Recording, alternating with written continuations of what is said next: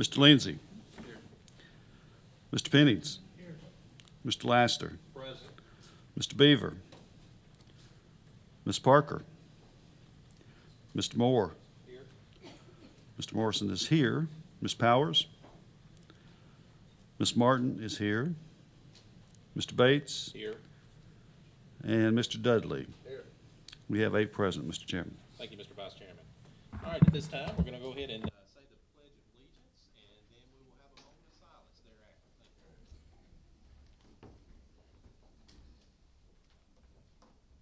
I pledge allegiance to the flag of the United States of America and to the republic for which it stands, one nation, under God, indivisible, with liberty and justice for all.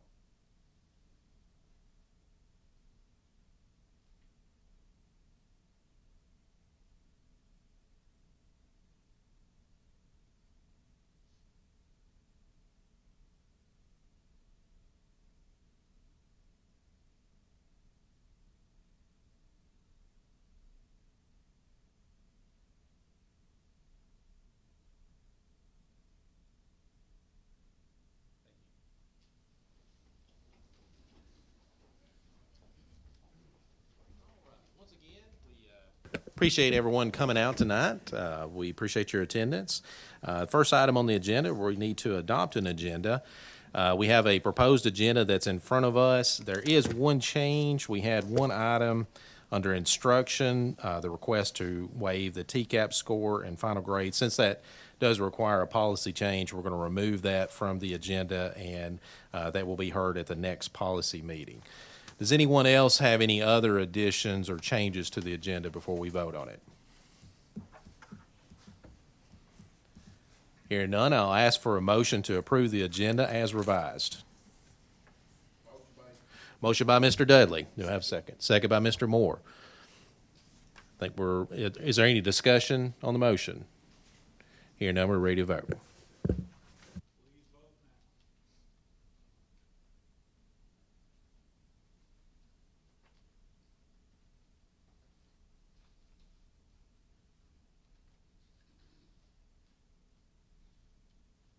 And that motion passes.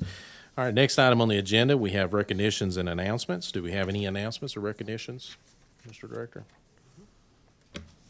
Thank you much, Mr. Chairman. I'd like to formally welcome Dr. Alice Berkins. If you'd please stand, Dr. Berkins. I know it's really comfortable for you. She's our new interim manager of finance and payroll. I'd like to welcome Dr. Berkins to the job.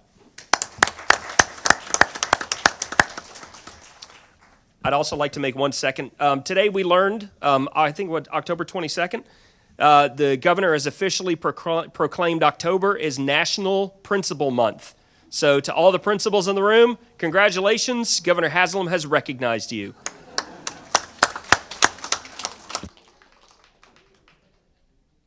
Thank you, Mr. Director. All right, now moving on, we're ready for the Maury County Education Association. Is anyone here from the association that would like to talk? Seeing none, we'll move to the next item, public delegations. If I could ask one of the officers to look to see if anyone signed up to talk to us today.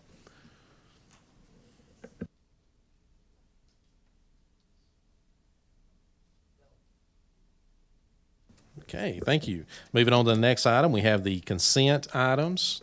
Everyone got the agenda, and you see all the items that are on the consent agenda. Does anyone want to remove any of those items to vote on separately? Seeing none, I entertain a motion to approve the consent items. Motion by Mr. Pennings. Second. Second by Mr. Moore. Any discussion on the motion? Hearing none, we're ready to vote.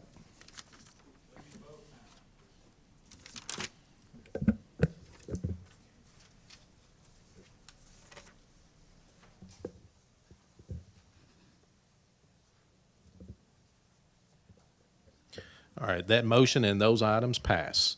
Next item, new business. We have E-Rate Central. Mr. Tommy Schuler. Hey, good evening, everybody. This is on there basically because, as I've explained to Mr. Bates, we're getting audited. We're in the middle of audit. At the time that I put it on the agenda, I could not find where it spoke about E-Rate and where we talked about our policy for internet safety. And so I'm just going to briefly, what E-rate is regulated by the federal government, the FCC. They pay for our bills as a school district by your free and reduced percentage. So part of the job that I get to do is I get to figure, working with food service and attendance, and find out what our free and reduced is. I do all the paperwork. I turn it into federal government. And basically, Maury County Public Schools this year, we're at 80% free and reduced. And what happens is, so for example, our internet bill and our phone bill, let's say it's $1.2 million, we pay 20% of that. So what's happened is that we're in the middle of being an audit. It's, as Dr. Marzak was on a call with me the other day, it's just random. It was just our turn time. They make sure that we're doing what we say we're going to be doing. SIPA, which is the Child Internet Protection Act, basically says if a child tries to go somewhere on the internet, do we have a filter in place to stop it? And we do. And so their obligation is, do you have a meeting? Is it in public? Do you talk about E-rate? Do you talk about how you have a filter? You know, if somebody asks you a question, could you answer it? And I put that on here. On October 22nd, 2013, we actually reviewed that policy. So that policy's been reviewed, and that would have covered our obligation to the E-rate auditor, but I couldn't find it at the time, so to be safe, I put it on there. Does anybody have any questions for me? And so basically, this is a mandate that we talk about this periodically just to ensure that we do have some procedures in place to try to protect children. That's correct, and that's voiced in a public way. Okay. And do you need a actual vote on that? Do not. It is not a vote. It's just Okay. FYI. Sorry, at the time, I was just kind of like, and it's not Shirley's fault. It's my fault. I said, please get it on there. I don't know what I need to do, and it's kind of a crazy deal, but it's just FYI. I'm sorry. All right. Well, I'm going to open the floor. Does anyone have any questions?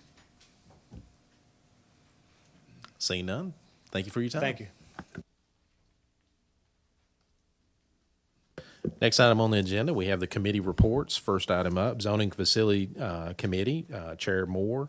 Mr. Moore, I think we just got through finished with your committee. Do you have a report or any recommendations for us? Thank you, Chairman Bates. Yes, we did wrap up that meeting. We had several reports from Architect. Again, these are all in the packet, including Central High School, the process on that, the progress on that, the train report, as well as our progress in that area. We do have two bids that are up for, that the committee has approved, we do recommend to the full board, one being bid number 16014. It is for the Facilities Assessment Service through EMG, including the School Dude software and setup to accompany that, and that is for a total of $140,000, $140,195 even. There was a second bid, which is exterior door replacement at Highland Park Elementary School, and that is 3 exterior doors and the accessories necessary to replace those, and that is for a total of $2,950 even. And that's all we covered. Thank you, Mr. Moore. Does anyone want to discuss those items separately? All right, so we have the recommendation for the committee for those two particular bids that Mr. Moore just reviewed and went over with us. Is there any discussion on that recommendation? Hearing none, we're ready to vote to approve the committee and adopt the committee's recommendation of those two bids.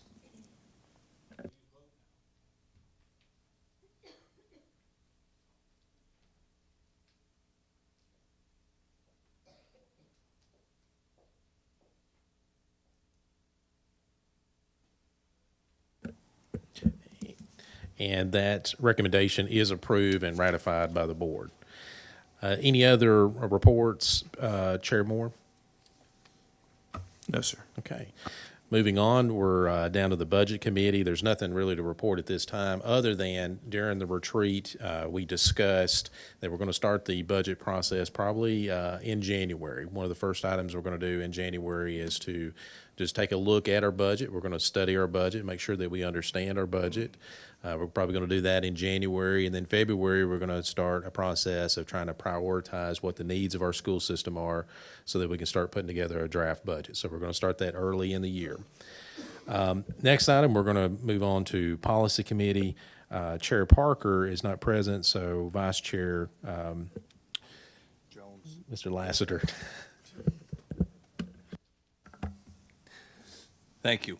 Again, the information is in your packet. As you can see, that the first group is that we've got final adoption of proposed changes, 3.60 on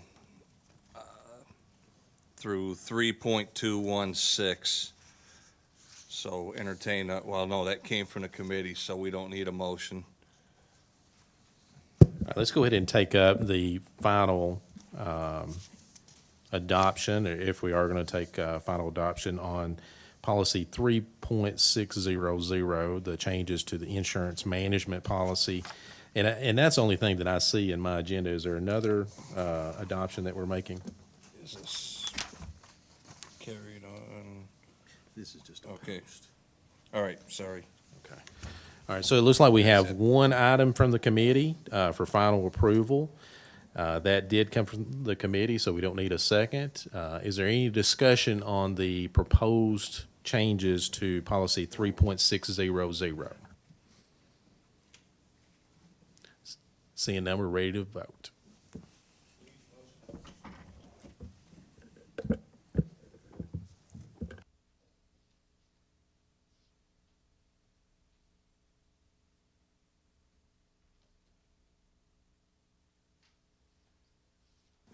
All right, let the record reflect that that passes, so that recommendation is adopted and approved as an action of this board.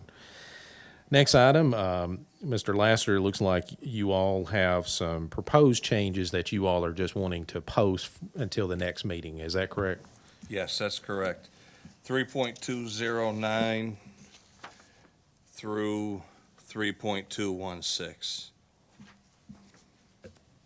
All right, is there any discussion on that recommendation of the committee to post these proposed changes until the next meeting to vote on? Seeing none, we're ready to vote.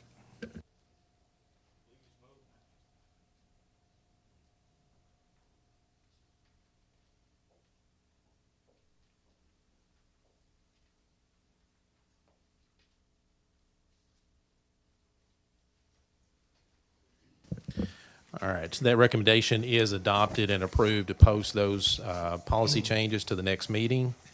Next item, looks like we have a resolution, or proposed resolution from the committee to the General Assembly and the State Board. Mr. Lassiter. Yes, those in attendance at the committee meeting also passed a resolution on curriculum and whatnot to go to the General Assembly. That's also in your board packet. Any questions on that? All right, open the floor for any discussion on the resolution. Mr. Morrison. Thank you, Mr. Chair. I wasn't able to attend the policy meeting that evening for other commitments, but I am interested with the construction of the resolution. Are the recommendations contained in this based on data? Are they based on recommendations of professionals? Or how do we come about these recommendations? Thank you, Mr. Morrison. I'll be happy to discuss that, as I proposed the resolution to the committee based upon some of the concerns that were expressed by some of the parents that we heard at some of the prior board meetings. And so what our committee did, the first thing we looked at is what can we as a board, what do we have control over? What is our authority? And then second, do we have concerns as a board, and do we wish to express those concerns to the General Assembly? And so during the committee, one of the items we looked at, we've heard some people say that the local schools control curriculum. And so that sounds great. So we wanted to look into what the state laws were on that particular matter. But unfortunately, when we reviewed the state laws, the only thing that we could find talks about the state's power over curriculum. Now, some of those laws are actually quoted in the resolution, but I'll briefly go over some of those laws that we went over. The first one that we went over was 49.1302. And in that particular policy, or that particular statute, and we actually looked at the statutes. We had the presentation where we could look at the actual language of those statutes. And we saw that it was the State Board of Education which has the power, and I'm skipping through to number 8, quote, to set policies governing all curricula and courses of study in the public schools. And also, it's the State Board of Education has the power to prescribe the use of textbooks and other instructional materials. So looking at that particular, where the General Assembly has said that that is the entity that sets policies regarding curriculum, we looked at that particular State Board of Education, what policies they have passed. And some of the policies that we looked at actually their state policy 3.200, their curriculum frameworks, and we actually looked at the actual language where it says, quote, "The State Board of Education shall adopt a curriculum framework for each subject area, grades K through 12. These frameworks shall contain the broad goals and objectives which identify the minimum content required at each grade level and for each course." So that was actual policy of the State Board, that they are the ones that determine what the minimum content is regarding curriculum. We also looked at some of the regulations of that State Board. We looked at their regulation 3.05, and we saw that their regulation actually specifically says that all the textbooks in Tennessee have to be aligned to their curriculum. And one of the things that was interesting that we found as a committee when we looked at some of the state laws, there's actually a statute on the books that says that the teacher or the principal can actually be fined by the state if they do not use the state's textbooks. So puts the poor teachers in an awkward position. They get and the school systems get a lot of negativity sometimes regarding the textbooks, but the state actually says that those teachers and those principals can be fined if they use a textbook that is not approved by the state. So looking at all that particular authority as far as what the statutes were, I also got input of Mr. Walliver prior to the committee meeting to see if we were missing anything to discuss, and Mr. Walliver is here. He can give feedback on that, but that's what the laws appear to the committee, that it looks like the state is the one that has the authority. If parents or anybody, even if it's the board, has an issue regarding a particular content that's being taught, that we have to talk to the state about that to maybe change some of those things. So we then, with that understanding, we looked at the particular textbooks that some of the parents have raised issues with. We had the actual 6th grade and 7th grade teacher's edition of the textbooks there at the committee. And we actually looked at those in very great detail. And in looking at that, I think the committee had a concern that while we understand that as part of history, it's necessary to talk about religion. You can't talk about history if you do not include religion, because it's had such an impact on historical events. And it continues to impact the world today. But what our surprise was when we as a committee examined the textbooks, we were surprised to see how in-depth that the state requires schools to go into the particular content of the religions, not just to talk about the religion and, okay, this particular religion started impacting world history. It actually goes in great depth to the particular content or the tenets of those religions.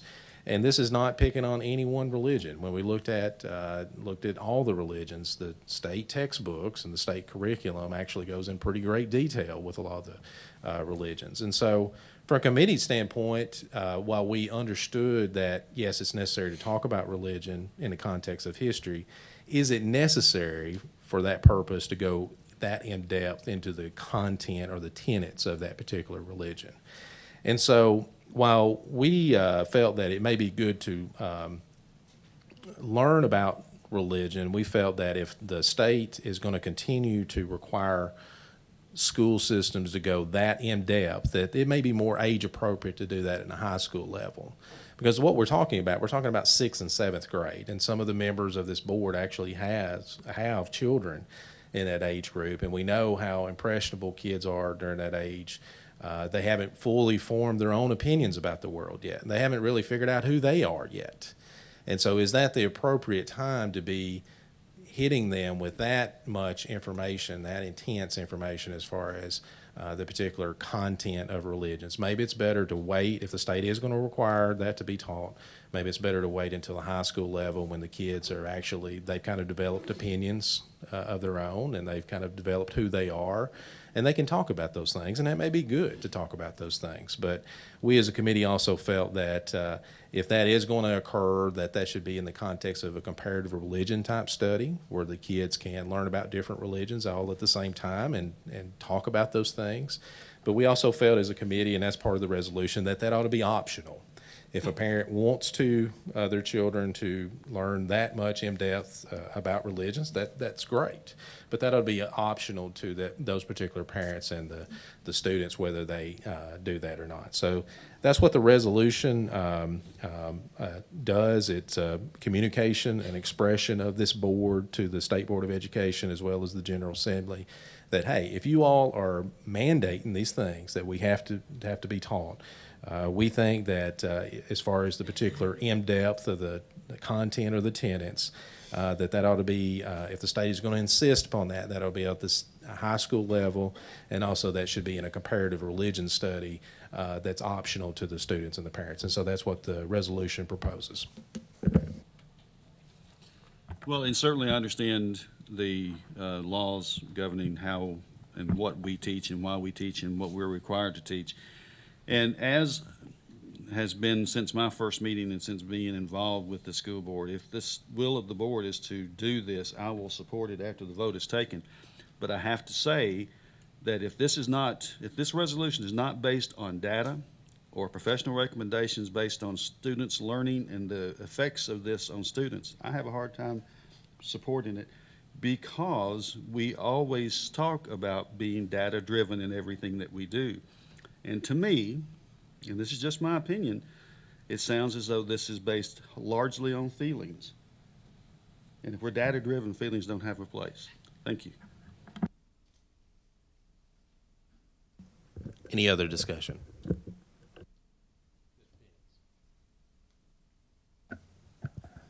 Well, I agree with Mr. Morrison on data-driven, but we also work for the parents of this community in this county.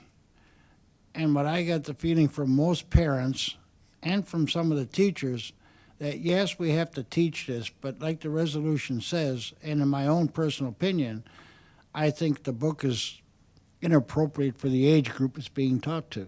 And that's just my opinion.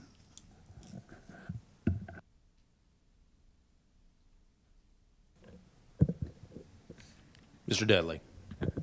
Thank you, Mr. Chairman. Well, I've been torn ever since all this controversy first started. But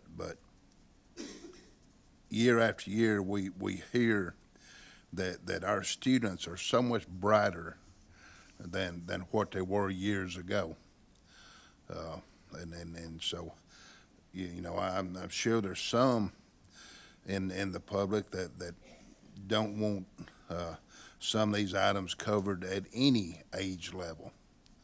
They feel like it's not the business of the State Department of Education to require it anywhere. But at the same time, Governor Haslam has pointed out some of her concerns that we want to teach this at the lower levels, but I think we need for our students to have an understanding of why some of these changes and things occurred. So I agree with Mr. Morrison. I would like things to be data-driven, but at the same time, I think if our parents would actually take the time to teach their child at home some of the things, and now I think our youth can handle a lot more at a younger age than what they could years ago, provided they had the proper guidance and assistance from the parents.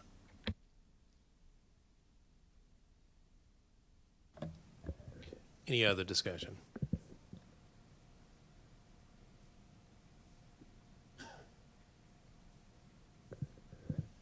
I guess as far as, also want to add, at the committee level, we had the textbooks there. And so we spent some time, everybody had access to look at the state textbooks. And as far as a data-driven standpoint, the way I look at data is facts, okay?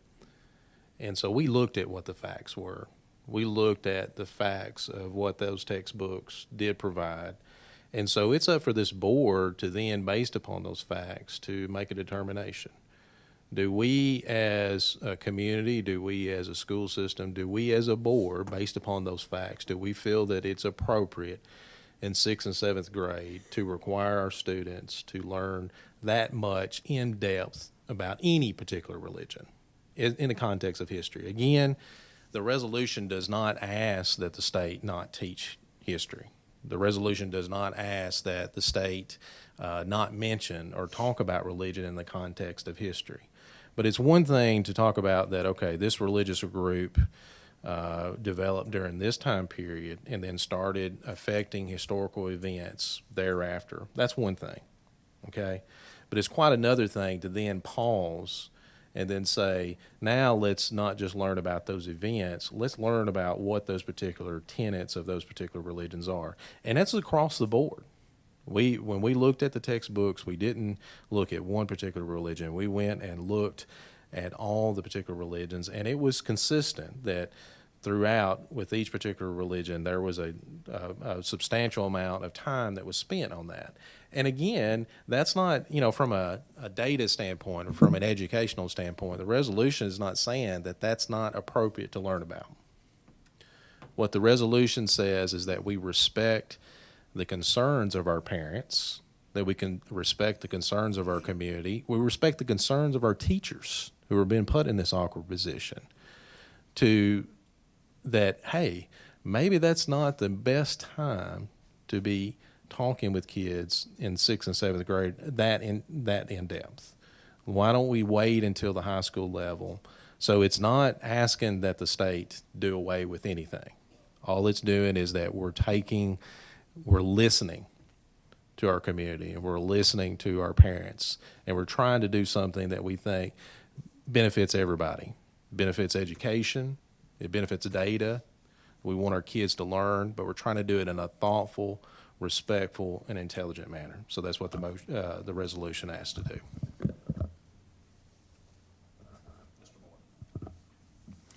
I think to echo that a little bit, if this resolution had come forward and said, we're just not going to teach this stuff in this county, I wouldn't support this. If it had come forward and made demands that were not in some way data-driven, or that were just completely a group of people deciding this is what we want to do regardless of what's going on, I wouldn't support that either. But what I see in front of us is a resolution that is, again, respectfully asking the state to reconsider how they laid this out and at what age level they laid this information out. And I think that is, in my view, is going towards a data-driven answer. It's asking the state to go back to when they put this together. Just again, these standards are just a little over a year and a half old. To go back and look at this and say, maybe you didn't get this quite right, and maybe we should look at adjusting some of these things. And I think, again, listening to our parents, listening to teachers and other professionals, have all said that something's just not quite right with the way this is laid out. And this is a respectful way. I think this is an appropriate way for us as a board to go to the state and just say, hey, can you take another look at this? And we would ask that you take a look for this. So again, in that light, I definitely support the way this is laid out. Mr. Pennings. And I'll just say this for the parents out there or for anybody else. I went to Catholic school for 8 years, and I looked at the book that Mr. Bates brought for teaching the Catholic religion in the 6th grade. I went to Catholic school for 8 years, and I went into more in depth than my 8 years of Catholic school did. So it's not just the Islam or any other religion we're teaching. All the religions went into that kind of depth. And I agree with Mr. Bates that history is fine, but teaching religion should be led up to preachers and parents.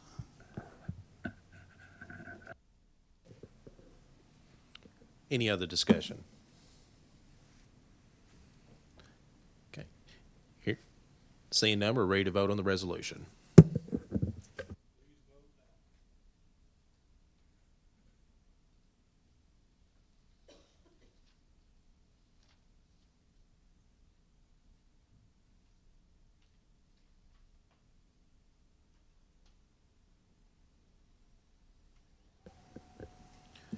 And that motion passes. The resolution does pass.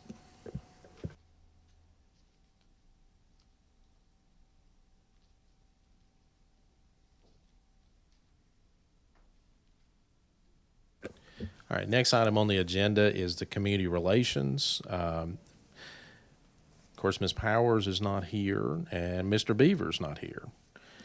So we'll try to take that up the best we can. Out of the Community Relations Committee, they had a recommendation to move forward with the website proposal.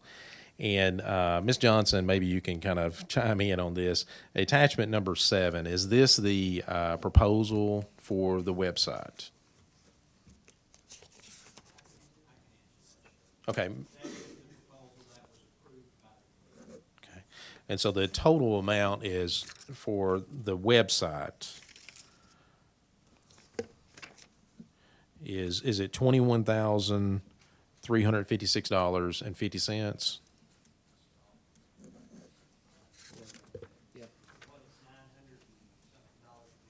Yes. All right. The director has verified that. So I guess as far as the committee's proposal, the other thing we have to discuss is, do we have available funds? Do we have a current budget where these funds would come out, or do we need to have a discussion about where the available funds would come from? I'm not aware of that.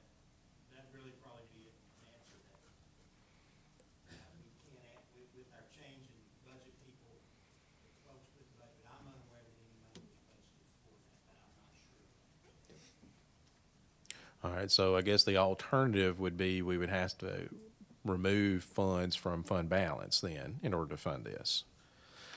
All right, so what's the will of the board? Do you all want to take this up tonight, or do you all want to have this heard at the next meeting when we can have a little bit better understanding of where the funding would come from? Mr. Dudley. Mr. Chairman, I would prefer putting it off till we get a little better explanation, because the final sheet in my packet of attachment 7 says total due $41,996.50. So that's,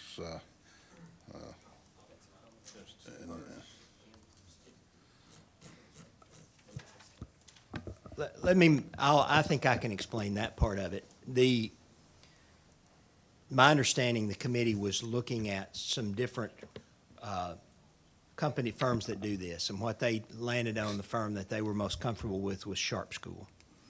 During that time period, Sharp School was bought by a company called School Messenger that we already do business with. It's who we use. That's the program we use for our notifications. It sends out district-wide emails, district-wide phone calls. We can do those by school, and it's a program that we want to continue to use. So in the negotiation, they said, we will bundle this for you and give you a better price on School Messenger and a better price on Sharp School if you do it that way. Well, we realized that this exceeded the $10,000 threshold. And so we said, unless this has already been bid by another district, we would have to bid this. And so I guess that's where we got involved, and that's why I know about this, because the purchasing stuff comes through our office. So what happened is we went back to them and said, has this already been bid? And we found out that Anderson County School District had already bid this package with Sharp School, and so they offered to allow us to use their bid. So the pricing for Sharp School comes from the bid from Anderson County, but the bundling comes from the fact that School Messenger said, we'll bundle this and give you a better deal on School Messenger if you'll buy these two together. So the total is for the website development plus the renewal of School Messenger. It is time for us. School Messenger is due to renew this month. As a matter of fact, if you'll look down later in the bids, because we knew we needed to renew it, we put it there as well, because if for some reason this doesn't pass this evening, we'll need to go ahead and approve just the renewal of of School Messenger, because it's due this month. Otherwise, we will no longer be able to use it. And so roughly how much would we save if we went forward tonight and we bundled versus we end up paying for something we already have right now? Just roughly. I've got it right here. 11,423. What's the difference? That sounds.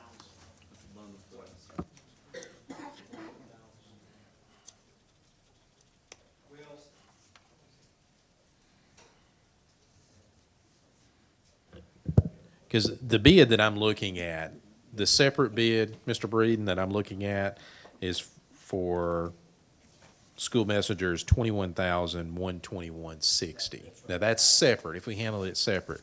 But if we bundle. That is correct. We can get that for, It's the price there is in your proposal. Do you have that proposal in front of you? I'll have to pull that up. Well, if you go back to the beginning, the first page of that has the price for school messenger. It's either first or second page. Okay. So we would save $20,640. We'd save, roughly $500 on the school messenger program alone. No, that's total price for the district. all right, just real quick, I'm gonna open the floor up for discussion just a moment, just so we know definitively, if we, the proposal that we have, attachment 7, the $41,996.50 is the messenger and the 22 websites. That's correct, yes, sir. Okay. And if we just do just the website separately, that's what's the $21,356.50. Yes, sir. Okay. All right, open the floor, Mr. Dudley. Well, just, first off, this goes back to some issues we've had earlier in the year, of why the renewal of these contracts seem to sneak up on us. It just seemed like contract after contract, it's brought to our attention at the last minute that hey, this is coming up, and we haven't had an opportunity to do any prior research as to whether we want to continue with a particular firm or if we want to put it out for bids again, and all. So I'm still disappointed that these renewals sneak up on us. I've been pushing that we improve our website capabilities or appearances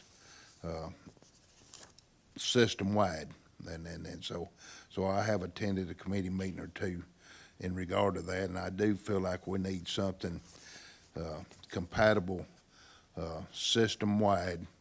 I know that each individual schools wants to show some individual things, and we don't want it to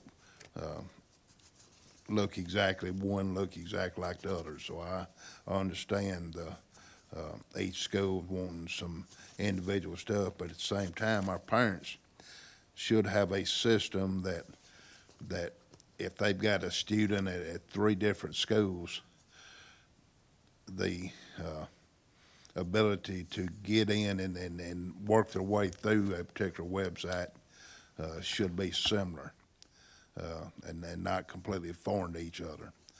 And so will this this contract do that?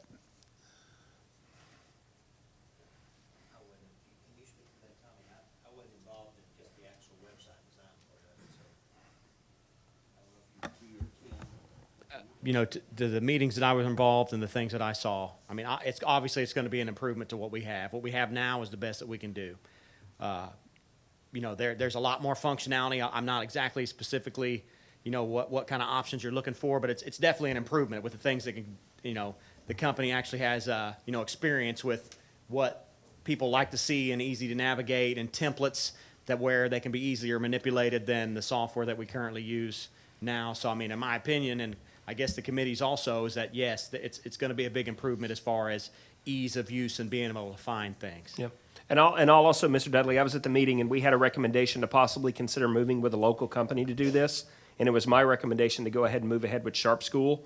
The research that I had done is our parents are going to have a consistent layout across the entire district for websites. There will be some opportunity for individual flair to be added in, but this is going to be consistent. And because it's now owned by School Messenger, it's going to have an integrated feature with that as well.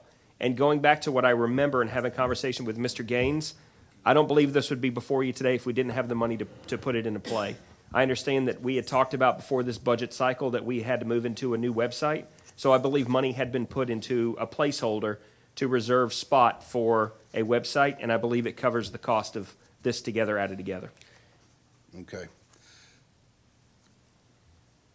School messenger is something I think our parents want and like. But some of I've had more complaints in this school year from the parents saying that they're more confused when they get some of these messages than what their fears or alarms are about their students. Who reviews or comes up with the exact wording of the messages that we send out? That's, If it's at the school level, the principal does it. If it's at the district level, I've sent out a couple school messages, and I automatically work with Kim Doddridge to make sure that it's clear and to the point. But I would recommend that if we have parents that are concerned, I'm going to be starting up a PTO council where I'm going to be meeting with the PTO presidents of every single school quarterly. I would say please get those concerns to your PTO representative, and then please bring that to the council, and we can talk about it, and we can get a little bit more in the weeds about it. Okay. Well, I mean, basically, the parents say that they become aware that there's a system at a problem or an issue at a particular school. But the directives or what we're asking the parents to do in regard to it is all confusing. Okay.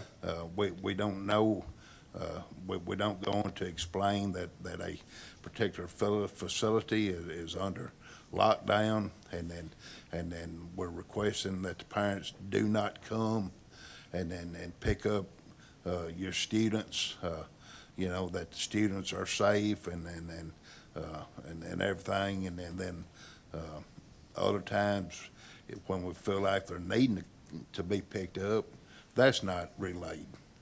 So like I say, I think we need to put some effort into the wording of these messages and all. But I am for the system.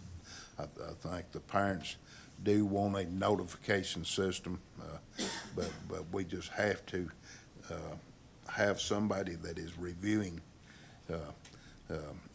what message is sent, and then some of it I think could be pre-studied. We could say, okay, this is a type of incident that we have going on at a particular school, and so when that occurs, this is the message that will be sent out. We can work on that. And also, like I say, I've had more complaints just saying from the parents saying they're just confused. They don't know what to do. And so that just adds to their anxiety about the kids. I do think the website improvement alone, I know different companies said that they could do both services, and so I'm certainly not opposed to that. And Mr. Dudley, just to touch on what you said earlier, we were well aware of getting School Messenger by itself to you guys earlier, but with it being bundled and us having to wait and not knowing there's a cooperative agreement, but I do review it. I review the messenger service every year, and just so you guys know, one benefit that you're getting that other companies will not give us. Maury County Public Schools is guaranteed 5 minutes. If any principal, anybody calls and has to do an emergency message, they will get somebody on the phone or they start paying us money. Nobody else does that. So again, I apologize. We just tried to hold it up. Even if it is $500, we try to save that to bundle it together, but I do apologize. All right, Mr. Lindsay and then Mr. Moore. I got a few things. Dr. Marzak, I'm assuming by your comment that regardless of what we as a board or individual board members think, that I take it that you're comfortable with this company. Okay. Second thing, and this, I guess this is a question for Tommy, but is it your understanding that this is just for website development? Do these dollars, and Dr. Marzak may know this too, but do these dollars have anything to do with the maintenance of these websites ongoing? I mean, it's my understanding there is a certain amount of support built in, meaning, it's kind of the deal where once we get going and everything, that they're there for support for a certain amount, but once they get us going, train the trainer kind of deal, and that the templates that are pre-built are kind of something that to get some consistency throughout the district, which is what I think everybody was kind of looking for, the way I understand it. Kim, if you have anything to add? Okay, yeah. So, There is support, but the ongoing maintenance, if we're just switching out documents, changing dates, phone numbers, we would be able to do that ourselves now. so it's my understanding that certain schools, maybe they, right now they're responsible for maintaining their own websites. It's board policy, yeah. So they are, I don't know if contracted is the right word, but they have an agreement with someone that maintains that website for them. I just want to make sure that this doesn't interrupt that. That would be a question for some of the schools. Are any of the principals like to weigh in on that? Well, I mean, I have somebody that keeps mine updated every day. I mean, is she going away? Is she going to continue to update when I want things added to it? Who's adding to the Well, website? I think that's still going to be needed. I think the question he's saying is, do you have a contract or an agreement to where if this happened, you'd still be paying somebody, but you wouldn't be getting a website? Is that correct? Yeah, well, I just want to make sure that, one, I want to make sure that all the principals, and I hope all of you chime in, but I want to make sure that you guys are getting what you want out of this. That I don't want to spend $20,000 and then all of you guys hate it because you can't update the information as you see fit. I just want to make sure that they have that ability. Yeah, and they will, but the beautiful part is they can add the content, they can change the data, they can add pictures, but the look will be consistent across the district. So we'll have complete autonomy and control over content. They won't have to pay for design, layout, colors. They won't have to do all of that stuff. So that'll all be taken care of. All they have to worry about is content. So once we're up and running and they take the training wheels off, you might Yeah. say, then it'll be business as usual to what we're doing now. Correct. Business as usual. Correct. Okay. And the last, this is just a comment, but, and somebody said it, I'm assuming that school messenger, the 20,640 was included in the budget. That's Because we correct. knew It that was. was coming. Yes. Yeah. So the only monies we would have to come up with is 21,356. If we can't find that, we just saved, or Mr. Breeden just saved money as far as the facilities assessment. There's some dollars left over there.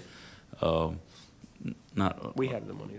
We have like $50,000 that if we have to, we can go into that fund balance money and use.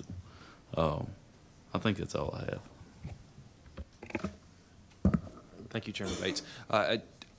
I think most of my questions in this have been answered, that we do have the funding, that our director, that was the other question, was, does the director support this move? And again, I know I've said this a million times, as a parent of 3 children at 3 different schools, having some unanimity when I go to look for information or calendars will be a blessing. I can be honest about that. So that's something as a parent I'm really looking forward to. I know, and this has been kind of drawn out over several months, but for several reasons. We first got these proposals, and we viewed the webinars where they showed us this software months ago at this point. I really think we just need to move ahead on this. We've got the money. I think it needs to happen and happen quickly. And I think our director has already said that he's committed to making, once the train, as Mr. Lindsay said, once the train wheels come off, he's committed to making this work and working with the schools to make it happen. So thank you. Ms. Martin. Okay, I don't want to be a repeat offender and a repeater, but I'm with you, David, in the fact that we have really went in depth with this. And I believe that the people that have the scope of practice, Kim, you were there at the initial meeting when those people made those presentations to us via where they were from. We got those handouts. Tommy, you've been involved in this process too. So I feel like the people that definitely have that scope are giving us yeses and shaking their heads of no. You also said, Mr. Director, that you have had experience with this company. So I really think with funding and all of that being a yes, that we need to be about the business of moving in the direction that would be pretty much a positive for all the stakeholders. If we're on this green grass journey and route, Parents should not be confused. I'm not a techie. I just had to talk to Tommy about something as simple as this iPad. I feel like parents should be able to consistently view something. That those two companies have also told us that we will have opportunities to have documents for parents, ease to access those things that can be put on. I think it's kudos to the schools that have websites and things that are great, but for those schools that maybe are not up to par or up to that standard, we can move as a whole system and be on the same page. And I think that's what we're trying to do. We're trying to move together in a good direction. And I think this is what would be best for the people that are vested, which are those parents and those students and all of the community involved. So I really do think we need to move with this because it's good. Thank you, Ms. Martin. Any other discussion?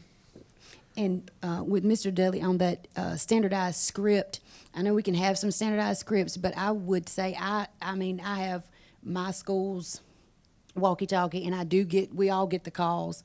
And I think something short, sweet, and to the point has been good. But if you've got those people that are not happy, I think that if those things that we could bring to their attention and try to tweak some things. But I've really been pleased myself with the information that's been passed out. Any other discussion? I guess I'll just note that I was a little bit concerned with the price, but when you look at the big picture, we're talking about 22 schools here for 22,000. So you basically, it's breaking down to about $1,000 per school for their website. And then two, this does have an educational component. We want our parents to be involved, and so the cleaner we can make the websites, and hopefully eventually where parents can go log on, get information about their students, that's a good thing. So any other discussion?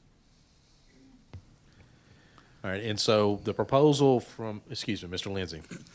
Just a point of clarification. I think we need to move forward with this, and if I understand it right, that if we bundle, we'll save $11,000. So I think it's imperative that we do it tonight.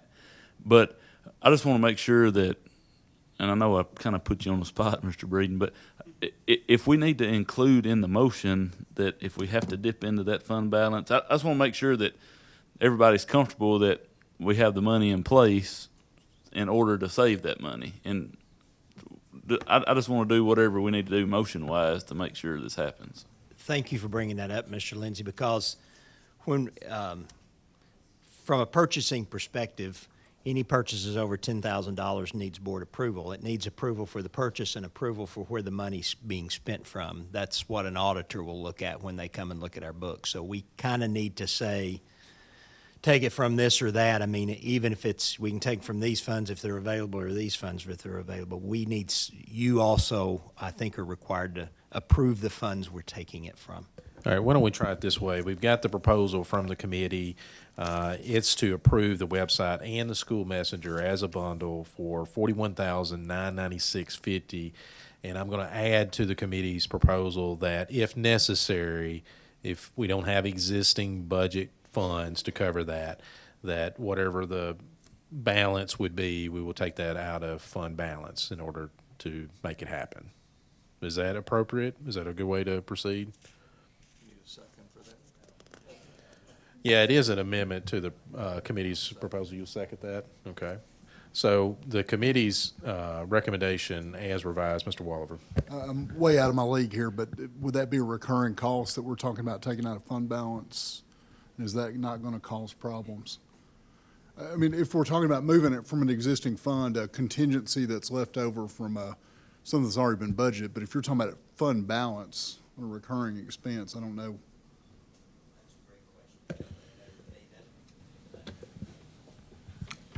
This is a recur. I mean, this is an annual cost. I mean, I guess you could say it was appropriate to take this first year cost and then the intent would be to budget it all in next year's budget. Do you think, Mr. Wolliver, that would be sufficient? I don't know. I do know that that we are by statute, I guess, not allowed to take reoccurring costs out of fund balance, and this is Change your maintenance of effort. So right. I mean, I would suggest that you identify where you want the money to come from rather than just say fund balance.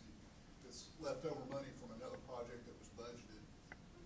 But if you start talking about pulling money from fund balance to pay a recurring cost, then I think the county's going to get a little upset about that. All right, so, Mr. Weller, how would you suggest to revise the motion on the floor? Director's saying that he thinks the money's already been allocated in a budget line item. To the extent that it's not, you could move money from the fees that weren't used on the EMG project. I would say that would be a better way to structure that. All right, so I'm going to amend if there's no objection to, let's see, who seconded that? No objection. All right, so if there's no objection, I'm going to amend that amendment so that we clarify that it will be taken from existing budgetary funds. And if there's a problem with that, I guess you all will bring it back to our attention. So, Mr. Lindsay. I guess I'm confused now because I thought that this money was just for the development of the websites. The website.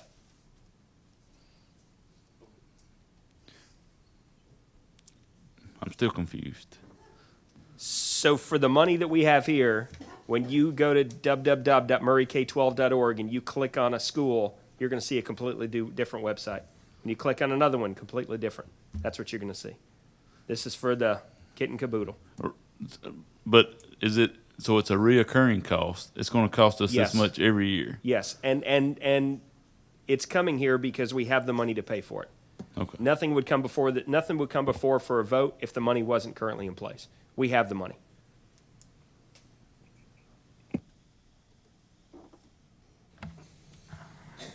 Mr. Morrison. Just a really quick question. I understand that the school messenger part of this is recurring. The website is going to cost us $20,000 every year? I think that's what we talked about. Yeah. Again, I didn't bring my copy of that proposal up here, but I think it spells that out in the proposal, that Yes. this is an annual fee. Yeah. And and Tommy can probably speak to this better than me, but it's my understanding they host it and they give you the permission to use their templates and you use their programming every year. I think what they're waiving, the $11,000, is what they would normally charge for the initial setup. Mm-hmm. But then so they will set it up for you. But then they charge you $900 for each school, each website, because we're talking about 22 websites. Mm-hmm. And they charge you $900 and whatever it is per year per website to be on their server to use their platform to do that. Is that the best way to say it? Yeah, and also during policy meeting, Mr. Moore and I had this conversation, and when you broke down the cost, that was actually a pretty good deal, considering that he's had to work with websites and so have I in the past. $1,000 per school per year, it's not a bad deal. Mr. Lassiter. Well, Ms. Martin talked about the green grass earlier. Principals and board members, look at this as the way that we used to take care of our lawn maintenance. Used to, how much did it cost to cut grass? Nobody had a clue. This school paid, nobody knew. The janitor did it from over here, and this is much the way we do our websites. You know, this school's coming up with whatever they can to do it. This one's coming up. So cost-wise, when we looked at it like that as a group, we said, you know, this isn't as bad as it sounds, because you've got individual schools. Some may be paying less, but some are probably paying more. And also, some of them were a lot harder to work on than others. And one of the things that this group told us is that you can add your content by having even a Word document, basically dragging and dropping pictures in Word documents. So it should be much, much easier for the people to use and set up. And, you know, it was taking a lot of time for some schools, and some schools were also paying people just to maintain the website as well, just to put the content on. So, yes, it sounds like it's a lot, and it's unfortunately more than all of us would like to pay, but in the long run, I think there's going to be some really good, useful things come out of this. All right, Mr. Lindsay, and then Mr. Pennings. It's the last time, I promise. So with the websites we have now, what cost are we incurring now? Obviously, that cost is going to go away. We're not going to have two websites. So, I can tell you. So currently, right now, with a lot of the sites, I can't speak for all the schools, but basically, we buy software. We pay for software each year, which is a minimum cost. Then we have 2 people in technology to help train somebody who's designated per board policy to work on the websites. So, you know, that's kind of hit or miss. We have turnover, the reason why websites are not getting updated.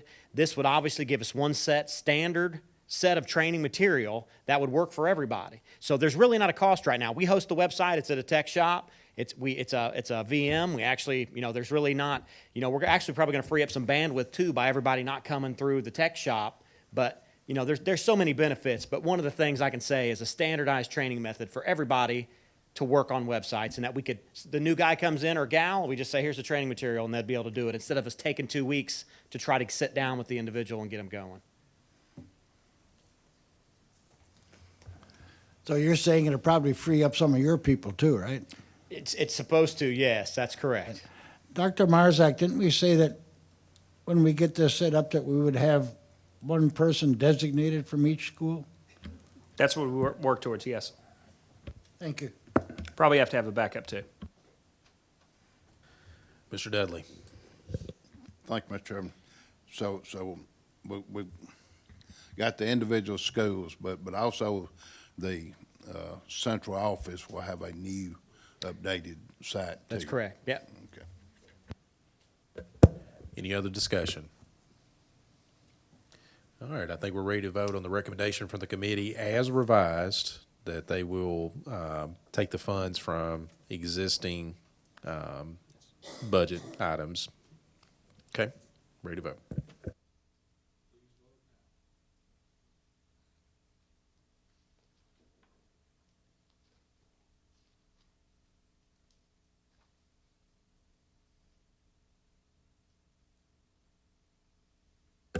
That motion passes.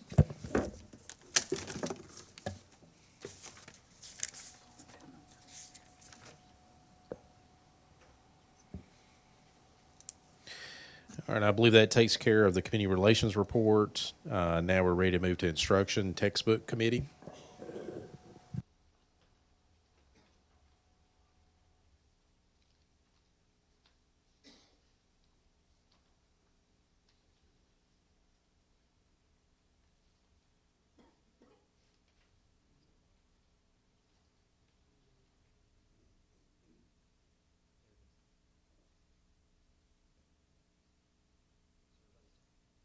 All right, so do we have anybody that's going to be doing the presentation? Looks like we have some textbook committee members to approve.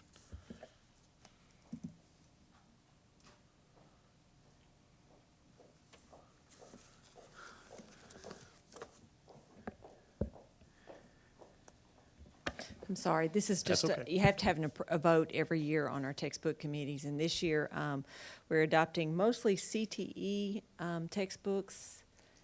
And middle school, there's a middle school keyboarding. So I'm going to since Ms. Lori was here and stepped up, I'm going to turn it over to her. So basically, this is just a proposal of committee members for your approval for the process to begin. And can you give me just a little bit of background, what the process was, how we picked these particular members for these committees? There were requirements given to me that there needed to be teachers, at least 3 members, preferably 3 teachers who are tenured. Also, at least 1 parent. And if we could not find those people to meet the proper requirements, then I would be one that would be available for that. And then we could go out into the, I believe, have a community member that's within that area. Okay. And so what we've got in front of us, the proposal includes parent representatives on these At committees. least 1 parent on each. And that parent must have a child that's in that class presently. Okay. Any discussion or questions? Excuse me, Mr. Dudley. Thank you, Mr. Chairman. It just seemed like there's some schools that don't have any body listed to serve on any of these committees, and I'm just wondering how were each of the schools given the opportunity to present a possible representative or like I say, there's some schools that just don't have any mention at all of Correct. either a parent or a teacher from their school being on any of the groups. That may be because they did not have a tenured teacher, or they did not have a program. And the teachers that we do have on there, we tried to, if we knew of a parent, we would get those folks, but if not, we asked the teacher, because they know what students are in their classrooms and what parents would be available. So we asked them. In the case of Brent Cook, we had to ask him because I do not know the students who are in his class or the parents who would be able to serve on that committee. I believe in one instance, we have 2 ag teachers and from different schools and a parent from yet another school. So we tried to get a good sampling. Unfortunately, some schools just do not have tenured teachers in those areas. And that's one of the requirements I had to meet. Okay, thank you. Any other discussion? Is there a motion to approve the committees as proposed? Motion by Mr. Lindsay, is there a second? Second by Mr. Moore. Any discussion on the motion? Hearing none, we're ready to vote.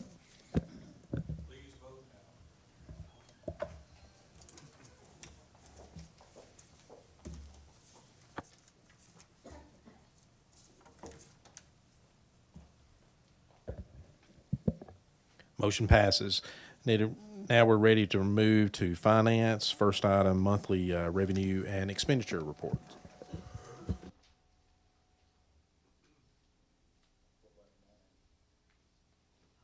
That was one of the items we removed from the revised on the agenda, Mr. Dudley. We're going to have that discussed at the policy committee. All right, so everyone received in their packet attachment number 10 that has the information, the monthly revenue and expenditures. And so Mr. Breeden is filling in, so I'll open the floor. Anybody want to pick on Mr. Breeden and ask him a lot of questions about that? And you've already seen I'm out of my league on finance, so. Okay. Well, everybody's had a chance to look at that. Anyone want to ask any questions or want to discuss any of that?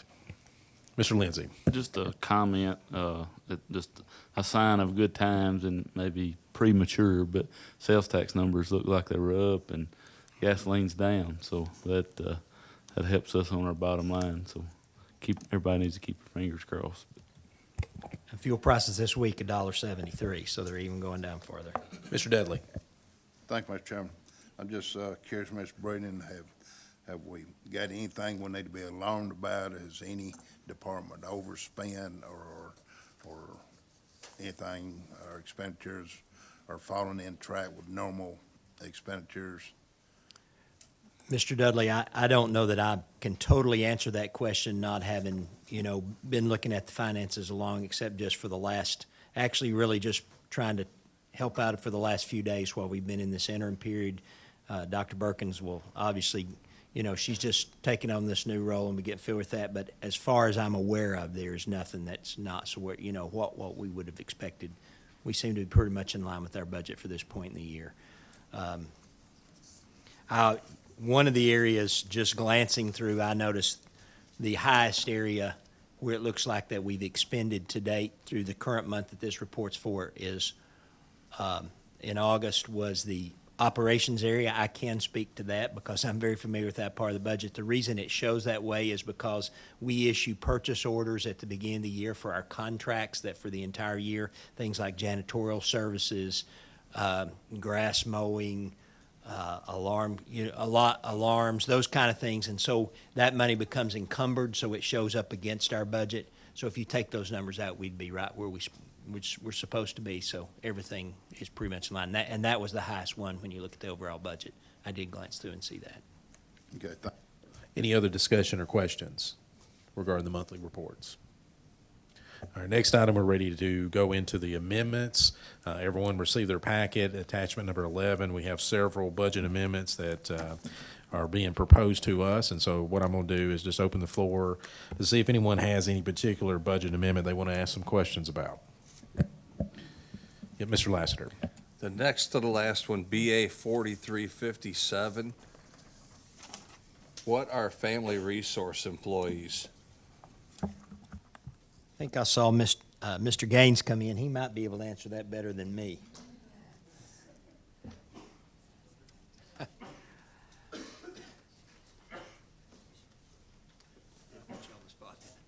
No, we have 3 family resource centers, one at Whitthorne, Mount Pleasant Elementary, and Central. And we have part of a state-funded grant that's now, it's part of the BEP, and we have those employees in. We employ a family resource coordinator and a clerk at each center. Ms. Carter, I think that's it. And so, I don't know why, I'd have to ask Mary why we made that. Let me look and see.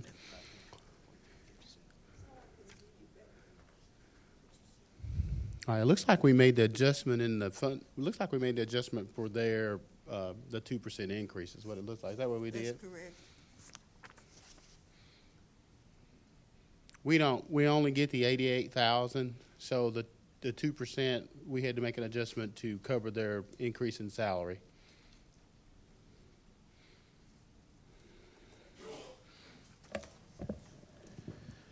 Does anyone have any other budget amendments that they want to ask any questions about or discuss? Mr. Lindsay. Just another comment, but to bring notice of the signature at the bottom of all of them, that auditors may not appreciate that signature now, since as of today, as of the date on there, she's not employed here anymore, so. And she had already prepared these, and they were on her desk, and I picked them up off of there. So I understand. We can have these.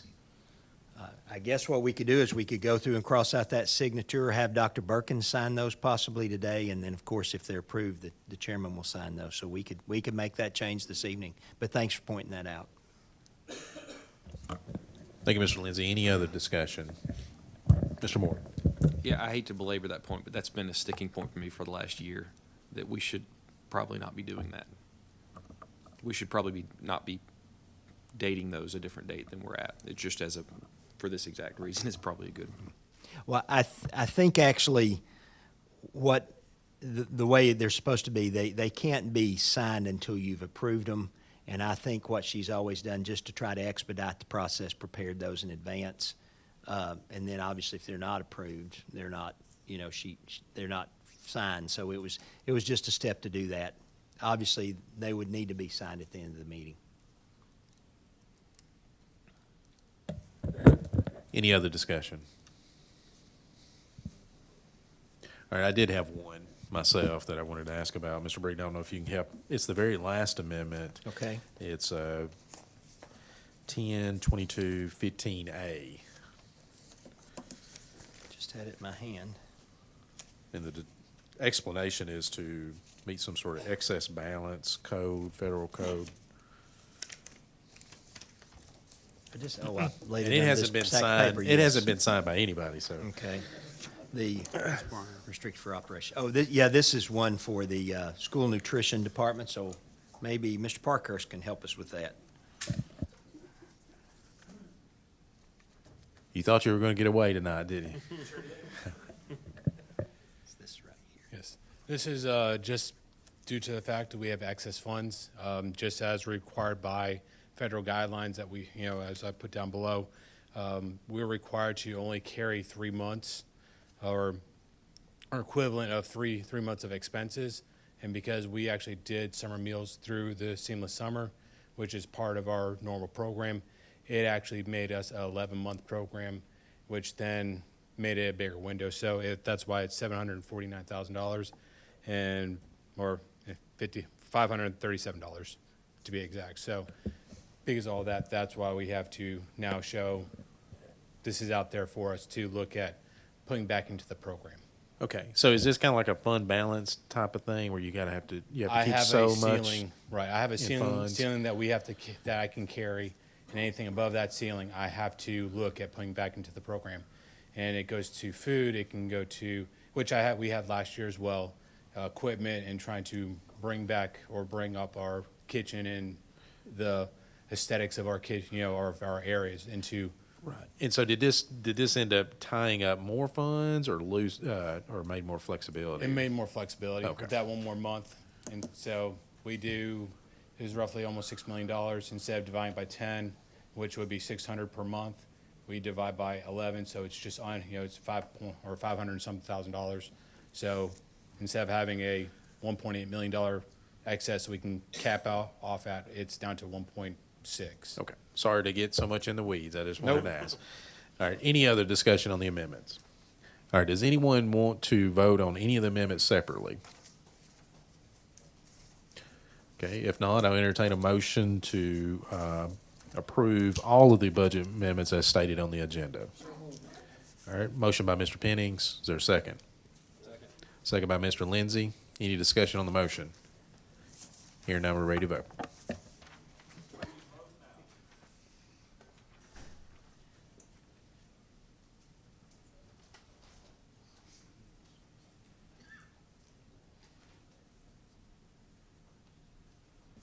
Motion passes. Next item on the agenda, we've got our bids over $10,000. Mr. Breeden. Mr. Breeden, I may sort of handle this separately and just open the floor. Everyone sees that we have 9 bids, and I'm just going to open the floor. Does anybody have any questions about any of those particular bids? Before you do that, if I could just note Sure. 2 things, because there are a couple of changes. One is a typographical error, bid number 16-030. It's incorrect on the agenda and on the letter that I wrote. Actually, it's the letter attached. The one I wrote is from Mr. Schuyler. This is for Spring Hill Middle School, not Spring Hill High School. We've already put this camera system in Spring Hill High School. It's for Spring Hill Middle School. So please make that correction. And then the other one is obviously 16-031 is no longer valid because you approved that in your earlier action, the renewal of school messenger. Thank you, Mr. Breeden. All right, so I'm going to open the floor for questions or discussion of those remaining bids. Mr. Moore. The question is for the director. In all of these bids, are these in alignment with, I guess, what you're looking to do here? Yes. That was easy enough. Thank you.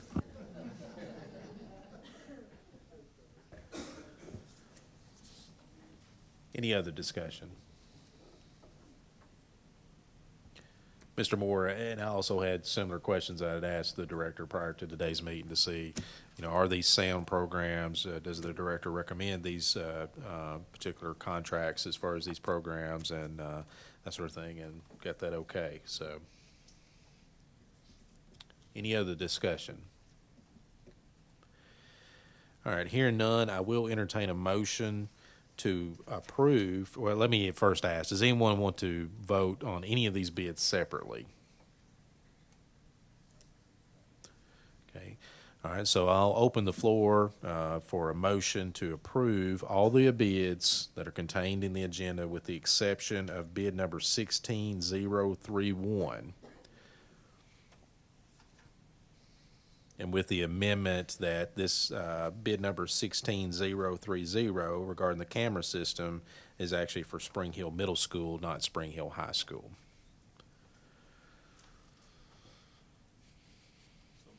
Motion by Mr. Lindsay. Second by Mr. Moore. Any discussion on the motion? Hearing none, we're ready to vote.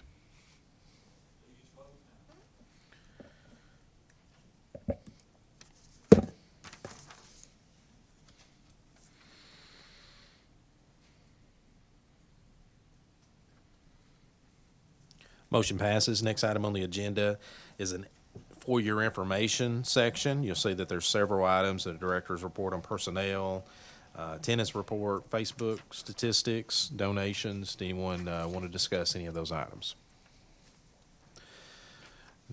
Looks like we don't have any executive committee reports, so we're ready for announcements. I'm just going to announce that we definitely appreciate all the artwork from Hampshire Unit School. Maybe everybody can kind of take a take a look at everything and take it all in. It's very, very nice, much better than what I would ever draw. So, but now I'll turn it over to the director. All right, thank you very much, Mr. Chairman. So if you take a look down, looking at the required scheduled meetings and closings, we are coming into the season, if you will, the Halloween, the Thanksgiving, and the Christmas season. So I know this is one of the best times of the year, and I'm excited to see how the artwork changes in the front here as we move through. I like the pumpkins. Tell them, Ms. Kathy, good job on the pumpkins. They did a very good job. Thought they were excellent. So you'll look through there. Kind of tells when we're going to have our parent-teacher conferences coming up, when we have our next regular board meetings, as well as Thanksgiving break and central office closing. Woohoo! Exactly. So I know. One of the things I found in education is adults are almost worse than kids. So awesome. That's all I have. All right, I'll open the floor now to the board members. Do any board members have any announcements or anything that they want to talk about tonight?